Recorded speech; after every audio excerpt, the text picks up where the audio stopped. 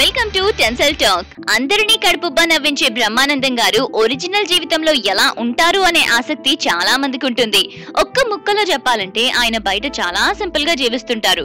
రోజుకి 3 లక్షలు తీసుకునే బ్రహ్మానందం గారు బంగారు పళ్ళెంలో అన్నం తిని వెండి గ్లాస్ తో నీళ్లు తాగుతున్నాడు అనుకుంటున్నారా? లేదా గాలి జనార్దన్ రెడ్డిలా బంగారు సింహాసనంలో కూర్చుంటాడు అనుకుంటున్నారా?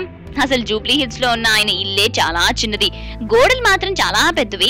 ఆయన ఇంట్లో దొంగలు పడతారని కాదు కానీ బయట వాళ్ళకి కనిపించకుండా ఆ ఏర్పాటు మరి. ఇక ఆయన ఇంట్లో యమ్మా సీరియస్. తన అసిస్టెంట్ సరిగ్గా మాట వినకపోతే అంతే, కుక్క చివాట్లు పెడతాడు. ఆయన భార్యా పిల్లలతో సరదానే ఉంటాడు కానీ అంత సమయం ఆయనకి ఎక్కడిది. ఆయనలో మంచి గుణం ఏంటంటే డ్రింకింగ్ కి చాలా దూరంగా ఉండటం. భోజనంలో అన్ని రకాలు తింటాడు కానీ కనీసం బీరు కూడా తాగడు. ఇక పేకాట అంటారా, అతనికి చాలా ఇష్టం అనమాట. సెట్ లో కాస్త గ్యాప్ దొరికితే చాలు ఫ్రెండ్స్ తో ఆడుతూ కాలక్షేపం చేస్తాడు. అలాగే తోటి కమేడియన్స్ ని సరదాగా ఆట పట్టిస్తూ కూడా ఉంటాడండోయ్.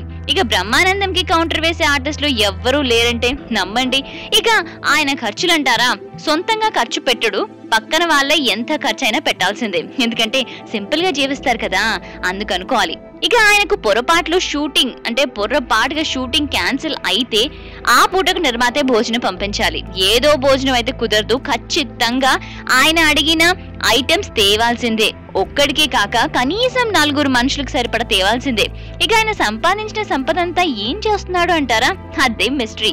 రోజుకి 3 లక్షలు సంపాదించి కూడా ఆయన అంత సింపుల్ గా జీవించడం ఇంకెవ్వరికీ సాధ్యం కాదండి.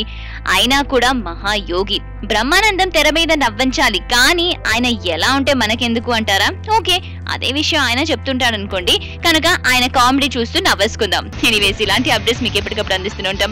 Stay tuned to indiaglitz.com.